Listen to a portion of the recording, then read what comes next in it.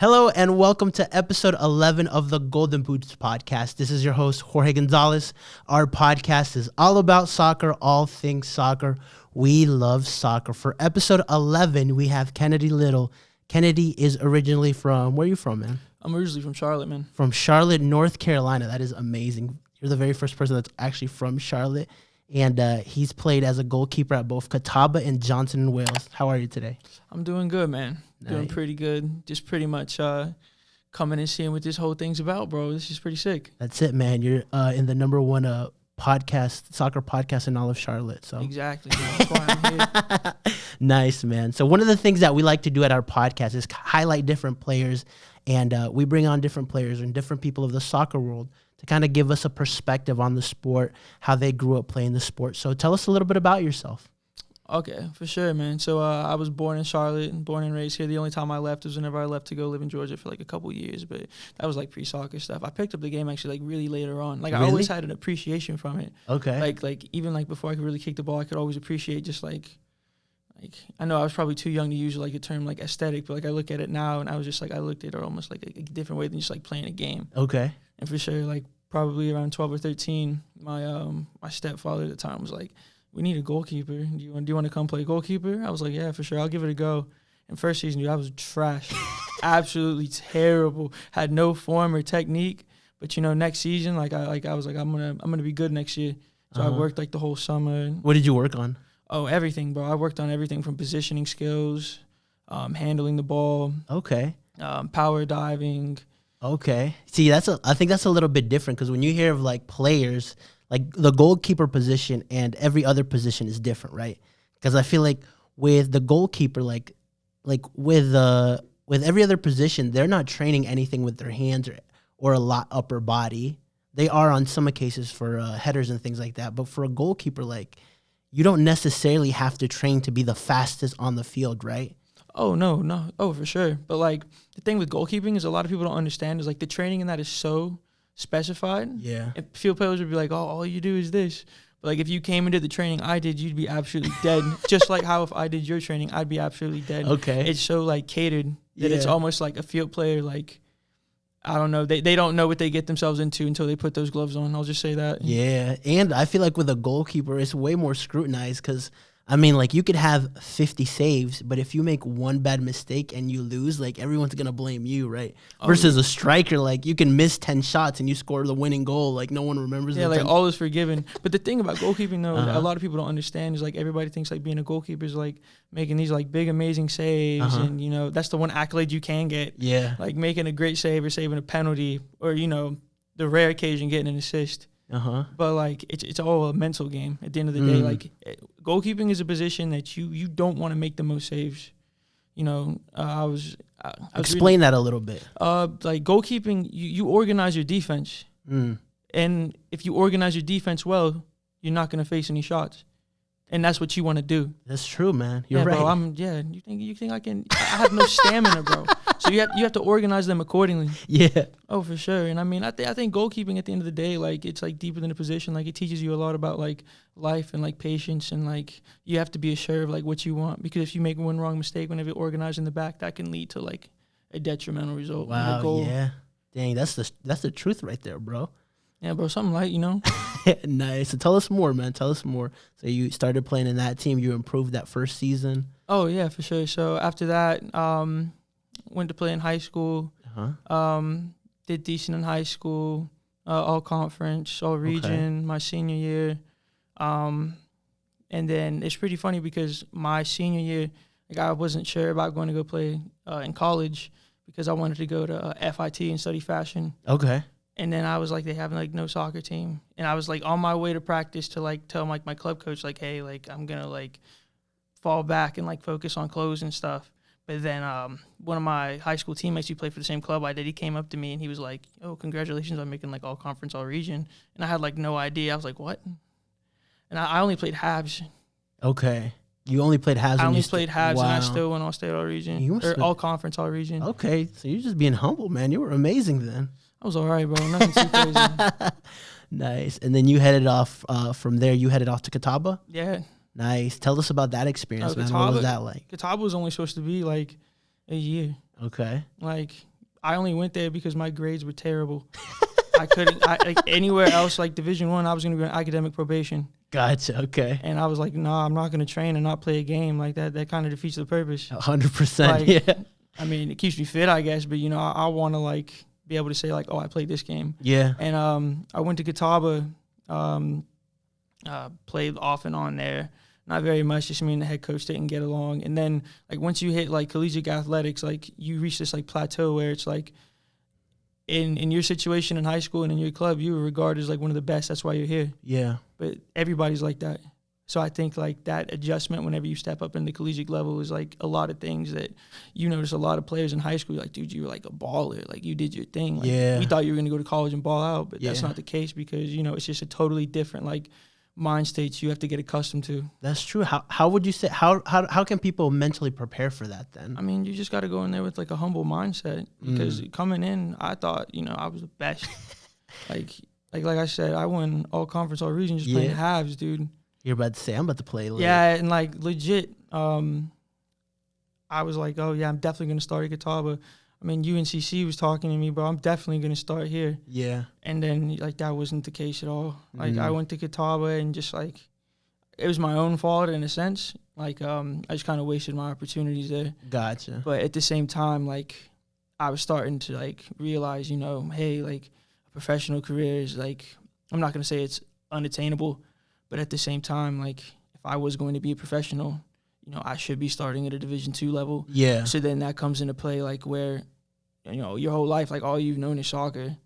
Like my grades reflected that. Like my one thing I cared about was soccer. So like, and once you like realize and have that realization, like, hey, like that might not be like a feasible like option. Yeah.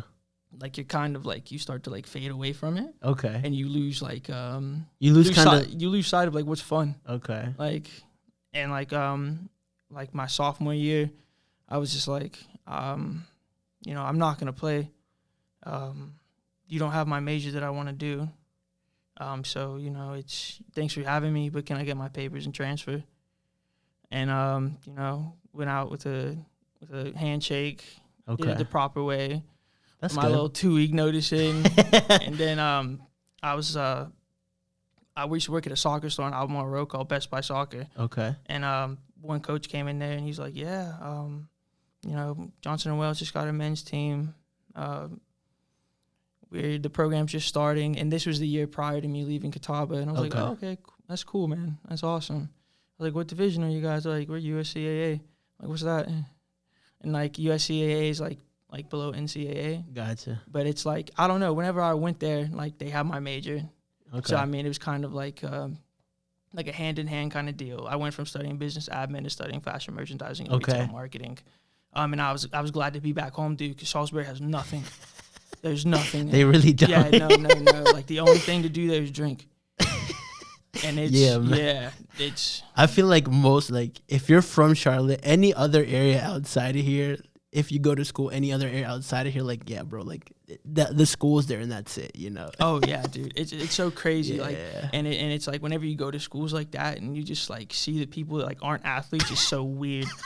Like, it's like you're spending, like, $40K a year to come to a school where, like, there's nothing out here. There's nothing. There's literally What did nothing. you tell me earlier that, like, it's everybody had, like, cheer wine? Oh, yeah, dude. Cheer wine is like a religion, dude. Like, everything has, like, a cheer wine factor in it. Cheer wine donuts, obviously, like, cheer wine, diet cheer wine, flavors you had never even heard of before cheer wine. And you're just like, dude, I'm sick of it. If I have to see another cheer wine bottle, like, I'm going to be sick in my stomach. That's hilarious, dude. Nice. So tell us a little bit more about Johnson & Wales. How was that? Dude, Johnson & Wales was like, it was super fun. Like, without a doubt, like, it kind of made me enjoy soccer again. That's cool. Because, before I committed to Johnson & Wales, I was going to go to UNCC, and then I was just going to kind of continue my major. And then eventually, like, I wanted to go study, like, textile engineering. Okay. But, Johnson & Wales kind of came with an opportunity, like, I couldn't throw away. So I had to take that. Now, were you part of the inaugural team or like the second season that they started? Second season. Okay. So yeah, and that was a really cool experience. I met a lot of people that they turned out to be like people I imagined me talking to like past college. Nice. So that's awesome. So it worked out for you then, oh yeah, right? for sure. And it allowed me because like it was competitive, but like it's, you know, no offense to like USCAA teams, but like it's just a totally like different atmosphere going from like even Division II to like USCAA, and it's just like I don't know, it was really like, obviously soccer was super important, don't get me wrong, but it's just one of those things where it was like I was able to have more fun with it because I was around a team that I actually enjoyed being around. Yeah, I think that plays a big factor too, man. Like you have to be like yeah, you have to grind, but you also have to have love for the game and love for like where you're at, right? Oh yeah, for sure. Like at the end of the day, like I know nothing but the 704. Yeah. Like Charlotte, I only know, the only other place I know than this is like Atlanta. Okay. Yeah, and like my knowledge on Atlanta obviously can't even remotely come close to like what I know about Charlotte. Gotcha. Yeah, man. Which I mean, yeah, like I think even like outside of soccer, like a working environment is important. Oh right? yeah, 100%. Like, and I don't know, like, but now that I was back home, like I could go see my old friends without having to drive like 45 minutes like there and then another 45 minutes back. Yeah. And I mean, Salisbury wasn't really that long of a drive. Yeah, like, it's not. It was a long drive, bro. Like it's just that drive itself is the most boring drive ever. I gotcha, And I'm not like trying to bash Catawaba at all. Like I'm coming in probably just guns blazing, just saying things left and right. It's not even like that, but it just wasn't my thing. Yeah, but it's your perspective, man. You know, so like it's your experiences determine your perspective, right? Oh yeah, for sure, 100%. Yeah, that's cool, man. So was there a goalkeeper that like you like grew up watching that you loved and you're like, dude, I love the way this goalkeeper moves? Or bro, I got so many. Like, and it's weird because it's like one of my favorite keepers of all time, Vincent Enyima from Nigeria. Okay. Bro, he's 5'10". I'm 5'9", and I was like, dude, he's 5'10". He's only an inch taller than me. I was like, I could do that too. Where did he play for? Bro, he played for the Nigerian national team, and he's like more notable for Lille. Okay. Yeah, bro, Enyima's the truth. Okay. Nice. And then if after him, honestly, like kicking it old school, I like Peter Schmeichel. Okay. Shea Given, obviously. Okay. Shea Given's an absolute legend. Steve Harper. That goalkeeping duo is still like one of the best like starting and backup Premier League goalkeeping duos of all time, I think. Yeah, I would give it. I'm trying to think of like duos right now, and I'm like, I can't think of anybody that's like. I guess people would say maybe De Gea and the goalkeeper for Argentina. Yeah, Romero. Yeah, Romero. But I'm like, nah. Like Romero's to me is not quality. No, he's a not, decent. Bro. He got his team. He's lucky his team was good enough to get to a World Cup final. Yeah. Like if he played for like not a good national team, like as good as Argentina, he would have like got eliminated in group stages. I believe the same thing, man. Nice. So that's cool, man. So let's talk a little bit about some MLS then. And so we're getting a soccer team here in Charlotte. And one of the things that I'm kind of paying more attention to the MLS because it's exciting, right? Like, oh yeah, for every soccer head here in Charlotte, like it's exciting. Oh yeah, it's like it's a growing league, and I mean it's crazy. Like even like whenever I started to really like take an interest into soccer, and like playing like seriously and taking it serious, like the sport's just grown tenfold. Yeah, and it's just growing every day. And like how Charlotte is like it has everybody from everywhere. Yeah, and so like the one thing that regardless of like your culture, and maybe not predominantly in American cultures, but obviously in every other country in the world, it's soccer. It's an obsession. Football, like yeah. it's like football. It literally it's like their sport of choice. 100%, man. So the MLS has a structure of playing games as a playoff. So you've got the Western Conference and then you got the Eastern Conference, right? I think there's 14 or 15 teams now. I believe it's 14 in the Western and 12 in the Eastern. So it's about 26 teams so far. And so they do the competition, then they go into playoff season. And one thing that I even saw Zlatan criticize is that once a team knows that they're not making a playoff, like they kind of like the players don't work as hard anymore. And even then, like through the whole season, if you have to be a top 8 or a top 9, 10 team to qualify for a playoff where there's only 14 or 12 teams, like that's like the competition isn't there. So even if you lose 4 games in a row, you still know, okay, I got a shot at making a playoff. So do you think that kind of format is hurting the league or hurting the perspective of the league? Oh, 100%. I mean, it's like, one of the only leagues that I can think of that has like a champion, like a playoff kind of format. Yeah. Is like the EFL. Yeah. And that's, obviously not the Premier League, but everything below there. Like the Championship, like they have like the highest like paid or highest like earnings in terms of like what you can win from winning a final. Yeah. And that's like, and it's not even close comparing like to any other leagues. But I also think because there's so many teams that can make those like the playoffs, it's kind of like, oh, well, we can do really good at the beginning of the season, kind of secure our spot, and we could just like put in the resis or like second string, give them their minutes because we're just gonna go to the playoffs anyway. Yeah, I agree with you. The difference there, I think, with the second league in the English league is that like the top 2 teams make it, and then there's a playoff spot for the third team to go to the Premier League. So that to me makes sense. Okay, you're driving a little bit more revenue with the third team. The top 2 teams that were the most consistent made it, right? Yeah. So I'm trying to figure out a system that we could have that's kind of similar to that, right? Maybe if instead of doing playoffs, they just had all the teams together and the number 1 would win the league, or have all the teams together and maybe do a playoff of the top four teams, right? Yeah. Something different, because I think what happens is that complacency isn't good for the league, right? Not at all. I think honestly, like, I wish that if the league was financially like structured like this, and like the USL had money as well, and NPSL and all the leagues that are below the USL, like if they had the financial capital to like kind of have like a relegation system, I mean, that would be perfect. It would. Oh, there would be Chicago Fire would have been relegated. They would have been like the most relegated team of all time. Yeah, you're right, actually. Don't you get like some sort of like wooden spoon or something like that? Like if you have like a terrible season, you get like some sort of like I think they do something now, which I'm not too familiar with like the MLS draft and things of that. So I think you get like different picks. And I mean, when it comes to stuff like that, it kind of like, to me, it doesn't feel like soccer when you do stuff like that. It's so like NBA, NFL, NHL, every major sport. And it's like all teams have is the transfer window. Yeah. Like everywhere else. So I feel like, why don't we just have like a transfer window? Like, why don't we do obviously, but like, I don't understand like why we use the draft. But so the thing like their mindset is, hey, let's try to make every team competitive and keep everybody kind of like not create superpowers. But at the same time, I still think you need big clubs, So, oh yeah, for sure. Yeah, like people are gonna watch Liverpool versus Sheffield United not because of Sheffield United. Most of them are gonna watch it because of Liverpool. Yeah, no doubt. I have yet to meet like a Sheffield United fan. I've met one, and a Sheffield Wednesday fan too. They got to be like straight from England, bro. They are, man. Believe me, if I heard like the American accent, I would G-check them in a heartbeat. Like it's. That's crazy, man. So you're a big Newcastle fan, right? Oh yeah, dude. Tell us a little bit about that, bro. Oh my gosh, bro. Like the Newcastle love affair. Like it's one of the most painful things because like our club is so big and it's such a historic club. Yeah, it is. Like we got the Premier League leading goal scorer of all time, and we have the 3rd Premier League like leading goal scorer of all time, in Andy Cole. That's also one thing. Think about that. Yeah.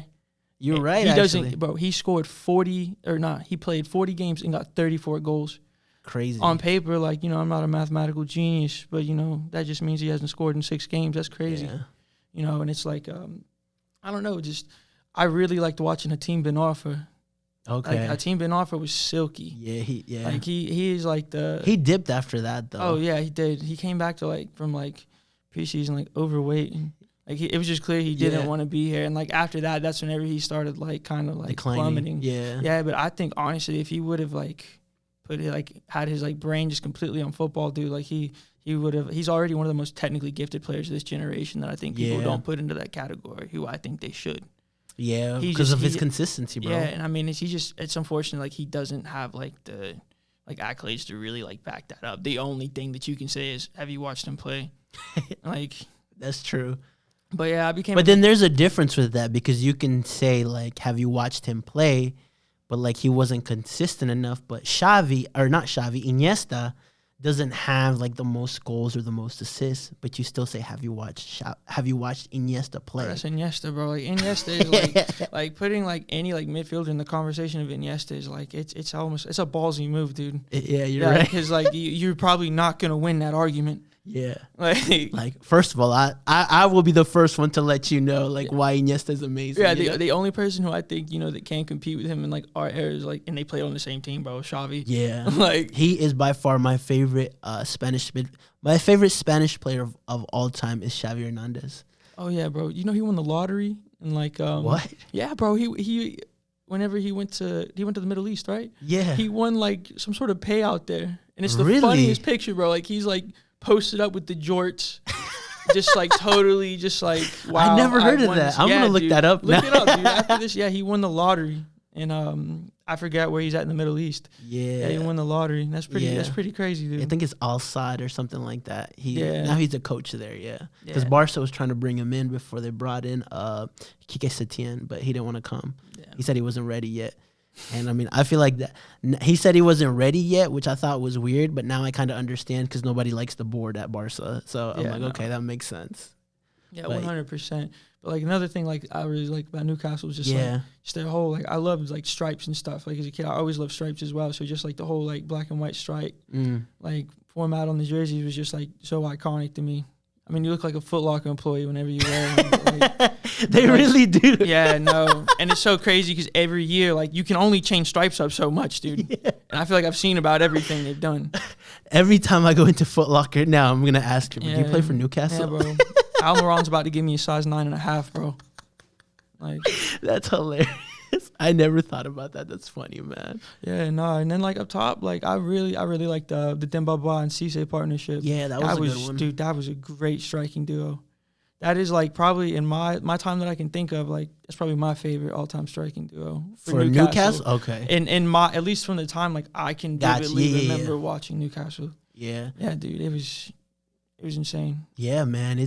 That's the one thing I don't like such a historic club not playing to the potential. It's kind of it's exciting to see Leeds back in the Prem because it just adds another depth of quality and adds another depth of excitement for every fan.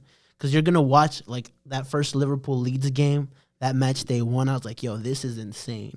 I was getting nervous seeing them play. I've been telling people since, because I'd follow, Leeds in the championship sometimes, and, they were like, oh, we're getting Marcelo Bielsa.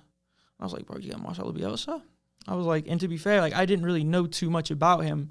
So, I looked him up and just, bro, he got the cosign from Pep. Yeah. His only issue is he starts out the season so strong, but it's kind of a proven track record. Towards that tail end of the season, he dips hard. But Bielsa, bro, he's done something that Leeds has failed to done for the past 14 years. Yeah. And that's get back to the promised land, the Prem. Yeah. And I mean, even times in that 12 to 14 year span, they got relegated. They were in League One for they 2 went down years.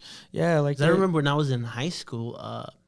I saw somebody with a Leeds shirt, and I didn't know soccer that much. I like playing it, and I watched Barca pretty much, and Liverpool. And I was like, Leeds? I was like, that an England team? They're like, yeah, they play in the third division. Third division? This team must not be good at all. But then, you start looking it up, I was like, whoa, they were actually good. Oh, yeah, they made a Champions League semifinal, bro. Yeah. So, but I mean, that just lets you know the power of, being in the Prem and consistently, because United kind of took over, right? When the Prem started, because they've won 12 or 13 titles under Fergie, absolutely. And it's crazy. I think Fergie's that exception where it's you don't have to have I think he was one of the few coaches that him and Wenger were one of the few coaches that you don't have to have that strong of a playing career to have the best managerial career. Yeah. More so in Fergie's. Fergie's more so in his case because Wenger I think he played for he coached in Monaco. I forgot what French team he played. He might have played for Monaco as well. Yeah, and when Arsenal first got him, he was coaching in Japan or something. Bro, so it was what? People don't understand. Wenger, you need to put respect on Wenger's name. Yeah. Just from I feel from our time, especially with the Premier League, towards that the 2013, 2014, that's whenever the Wenger out deal kind of started. Yeah, and I think he lost stock because of that. He did. He definitely did. But what he brought to Arsenal, bro, he was the first person I feel to bring nutrition to to soccer. Yeah. Before that, bro, everybody's was just drinking and smoking and going and playing. Nah, you're not gonna do this. And also, bro, I think he brought George Weah. Did he? I don't know if he brought him, but he told him he's if you keep that mindset, you'll be the best player in the world. Okay. And I feel like Arsene was like really responsible for like a lot of things that people overlook in football. They were, man. I think there was a time period, I want to say, from like after that '09 Barca that like Arsene's team kind of like emulated that in the Premier League, and so I liked watching Arsenal. I've always been a Liverpool fan, but there was that certain era where you had Cesc Fabregas right there, kind of controlling the midfield. Don't quote me on that, George. Like Arsene Wenger bringing George away to Europe, though. I'm not 100% sure, but I feel like he did.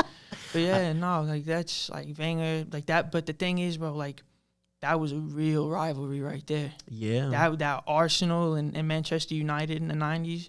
See, like that's which rivalry was better, the Arsenal Man U or the Liverpool City? Arsenal Man U. At the time, Why? bro, there was like I feel like there was no other teams that could like replicate like because those were two top teams, bro. Those were the two top teams going at it. But bro, football was so different back then. Yeah, bro. There was like no people were like 2-footing people. Like it was literally it was like they Cesc Fabregas threw there. pizza at Bro, Ferguson. Bro, what is it? Roy Keane broke Erling Haaland's dad's leg. Yeah, or something like that. Bro, like absolutely, like pretty much like derailed his whole career. And like I think he got like a yellow card for it or a red card. Like now, if you would have ever done that, bro, you would he's have done. had you're done, dude. Yeah, and that's just such a different time. And like they don't make players like Roy Keane anymore. Like everybody's like so fascinated with money, and like I feel like they've lost sight as to like why they fell. because you got 18-year-olds making like stupid money. Oh yeah, exactly. Right, and like you don't even have to make the first team to be making great money. Oh no, dude. Like I forget this. There's this kid. I think it's Xavi Simons or something like that. He was like in the youth academy for Barca. Now he's got like 2 million followers on Instagram. He got transferred to PSG. Oh yeah, like, dude. This kid, even if he doesn't make it, he's already good, bro. Like his life is set. Yeah. Social media. I feel like that's also the thing that a lot of players like obviously before social media. I mean, even before cell phones, bro. Like once you bring in like the cell phone stuff like that brings a whole sense of like marketability and all. Like once you start that, like you know, you can make a lot more money just like outside of football. 100%. Like, and that's yeah. You know, I mean, you're marketing yourself. I mean, Ronaldo is Messi, Neymar, all these guys. Yeah, Neymar's making $25 million a year from Puma. It's crazy. That's crazy. Yeah, like that he's making more. I think that's a better deal than Messi has at Adidas. If I'm not and mistaken. Ronaldo has that. Like that's crazy. Yeah, and like, and he has the opportunity to be like the whole face of a brand. Yeah, or at least a brand's like department. Well, that's like the lucrative side of soccer, right? Yeah, like you put in the work. So I mean, like, cool, right? Yeah, you may as well. Yeah. I mean, it definitely came as like a shock news. Like that was wild. Yeah. I thought somebody was like definitely like somebody like just somehow like made some sort of concept on that. But like seeing Neymar and Puma Kings, bro, like no flair. It's just like the plainest boot in the world, black and white. And the only thing that's Neymar related on that is this subtle NJ on like the heel. I'm just like, wow, like that's you're not just like changing like boot companies, bro. Like you're changing like boot personas, bro. Yeah. Like you went from like having the flashiest pro models to like wearing the most subtle thing. Yeah, that's true, man. You're right. You're absolutely right. But I mean, money talks, bro. At the end of the day. At the end of the day, bro, 25 mil. Yeah. Bro, his annual shoe deal is a lot more than what some people like get paid on a contract. Some people will never. You could have 5 lifetimes and you might not make that money, right? That's crazy. And he makes that a year. Yeah. Like wild, bro.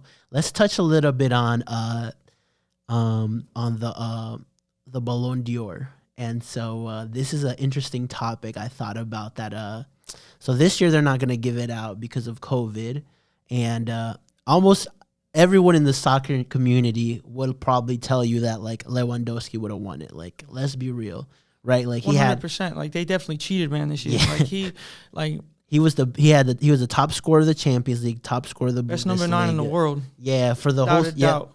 Yeah, best 9 right now. Inform the best 9. Oh yeah, bro. There's nobody who can finish like Lewandowski. Yeah, like it's crazy. Like anything in that 6, bro, it's his. Yeah, header, left foot, right foot, volley, anything, bro. Lewandowski's got his name on it. Yeah, he's untouchable right now. Oh yeah, for sure. And the service he's getting at Bayern, bro. Oh my God, it's insane, bro. You have Sané and you have Davies Gnabry, Alphonso Davies. Oh, on the same side. Yeah, I'm pretty sure. Do they play Sané on the left side? I haven't seen him play, so I don't know.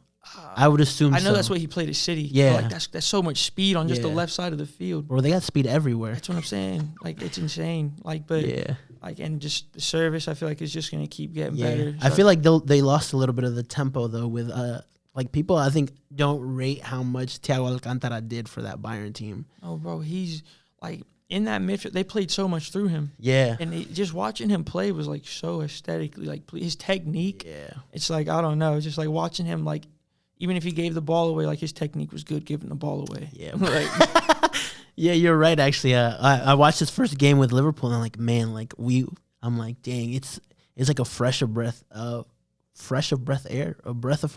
same thing, bro. Yeah. Like just seeing how he grabbed that ball and like everybody was looking. I'm like, bro, this guy had 2 training sessions and everybody's looking for him. That just lets you know, bro. Bro, and then what is it? Touching on like today's results, bro. I know we talked in the last episode about who's gonna have the better season, James or Bale. James is taking off. He They just is. beat West Ham 4-1, and my guy Dominic Calvert-Lewin scored another hat trick, bro. Yeah. He loves it, bro. Honestly, right now, he's the best forward in the Premier League. This season so far. Okay, it's been 4 games. Yeah, bro. I know. But like right now, from the mark, like if he keeps consistency up, he's gonna have a great season. I think you'll have a great season. I would not. I'm not bet gonna say money. he's the best. I'm not gonna say No. right now. I'm just gassed up on how good he is. Yeah. He's obviously not the best like forward in the Premier League, but I mean his form wise right now he is. Form wise, I'll give you that. I will say from that. the couple games, because I mean, I would any day, even as a Liverpool fan, my favorite 9 in the Premier League is Aguero. The man has such amazing finishes. Bro, I think he's like 7 goals away from being like the 3rd all-time leading Premier League goal scorer. That's crazy. And I mean, we both know fully fit Aguero is going to crush that 7 goals and like. Of course, bro. You know, He's a Premier League legend. Yeah, he's not only a Man City legend, he's a Premier League legend. Oh yeah, under 10 games, easy. Yeah. 7 goals, that's no biggie. Yeah. Healthy Aguero, that's back in that every time. That's the only thing that sucks, because if some of the seasons where he was just on form and like banging in goals left and right, he got injured and he lost 2 or 3 different golden boots because of that. I think he would be second. Yeah, like, I agree. And it's 100% like Aguero, like fit. Bro, I hate playing against City whenever Aguero's fit because I know he's trust me. I remember the Liverpool. He's literally gunning for Lascelles, and I don't appreciate that. Like, I remember the Liverpool Man City game a couple years ago where like we lost the league by a point. And like there was a finish that he did that he just like it looked impossible, bro. I'm like, come on, Aguero, like why? Like he scored the nastiest goals. Like Alisson just put his hand up, like, dude, what happened? But I mean, that's the quality of the striker. Yeah, sometimes it's a goal. You just got to do that. Like you're just like, wow, like hats off. Like you gave it one of those, like you're about to die for it, but then you give like the little subtle jump. Like you're like, oh wow, like that was a really good finish. You just got to good finish, bro. 100%, man. So, what would be your best piece of advice for anyone that wants to play college or anybody that wants to be in the soccer world? Anybody that, I think you need to like really evaluate at the end of the day, like before you get into like soccer, like whether you want to like spend time playing it in college, because a lot of people just see it as like an opportunity to like go play soccer, but at the end of the day, like it's something that really makes or breaks whether you love the sport or you're just good at it. Because once you play sports in college, it's a second job, regardless of the division you're playing in. 100%. And it's like I really like collegiate athletics really tests your like dedication to a sport, because there's a lot of opportunities that arise to where it's like, oh, I could go work on my craft, but I'm gonna go do this instead. And like anybody like who wants to, like those players you see who are the best of the best, they're the ones who make those sacrifices and choose to work on their craft opposed to what they could be getting into. That's it, man. It's like you're either gonna work, play now and pay later, or pay now and play later, right? 100%. And so that's awesome, bro. I know you mentioned to me you got a little bit of a fashion background. What did you bring today? Oh, bro. So like on the side, I run this vintage soccer store. It's called 442 Vintage on Instagram. Okay. And like basically, I always like looked at grab that camera there. So I always looked at like football clothing is like a medium to really express like. Pull it up to him. Go ahead. Fans' appreciations towards their clubs and all this stuff. And whenever I created 442 Vintage, like a lot of places you can get jerseys and all this stuff. And, you know, I do have jerseys, but I like to specialize in like lifestyle and like more like training apparel, stuff like that. Because whenever you wear something, you know, sometimes you want to show your support by 100%, bro. By wearing like a t-shirt or a pair of sweatpants instead of like a that's like a jersey. That's a big thing too now, because like one of the things you see basketball games, at soccer games, like you see the drip that the players have before games, right? That's what I'm saying. And so it shows what you got. Show that camera up there. For sure. Sorry about all the zipping in the audio. But yeah, this is a Umbro training top from 97, 98. Players like Michael Owen, Alan Shearer, Oh my God. Paul Scholes, David Beckham. One of the This is best like what England This teams. is what they were wearing in training. Like it's so sick because it's just like whenever you slap this on, it's just like it gives you like a whole different kind of like cultural appreciation. 100%. Because it's like every time I wear this, it's like wow, like this isn't obviously the exact like shirt they were wearing. Yeah, But, no, like, no, this I is get like, you. This is like what they were training in to be like who they became. Like this is what they were training in, so they were able to wear that jersey. Yeah, Like at the end of the day, so I feel like it gives like a different like perspective like on it. I like to call it a vintage special. Oh yeah, for sure. Nice. Yeah, after college and like more so recently, here. like I always like statistically and all this stuff like really appreciated like old soccer, but like just whenever I started collecting like memorabilia and stuff, like it was just totally like kind of like love it, like first purchase literally. I love that first purchase. Like, What else you got? This one, dude, this is like arguably one of the best Premier League shirts of all time. Show that off. Yeah, bro. Ooh. This is like 94, 95 Newcastle United. Oh, not a Foot Locker shirt. Oh no, it's definitely a Foot Locker shirt, but this is the flyest Foot Locker shirt you can possibly get. Dang, that's beautiful, man. Yeah, dude, this is like one of my grails. Like I would never sell this. Got like 3 more things. Yeah, pull them out. And then this one, you know, I don't really know like Liga MX like that, but this is like a old, Club like, America. Adidas Club America t-shirt.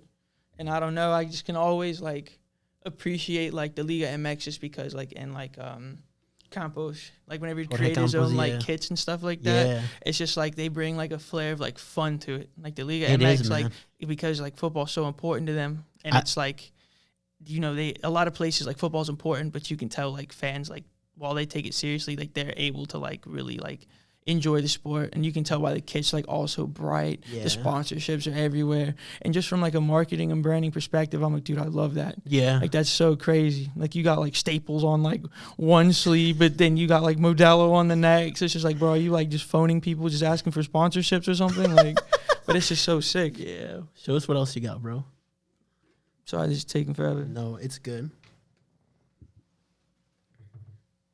This one is the one I was telling you about. This Liverpool jacket. Oh, okay. Here we go. You know what year that is? 97 through 99. Oh, okay. Let me think of some players in that time. You had a young Gerrard, Yeah, the young Michael Owen. young Michael Owen.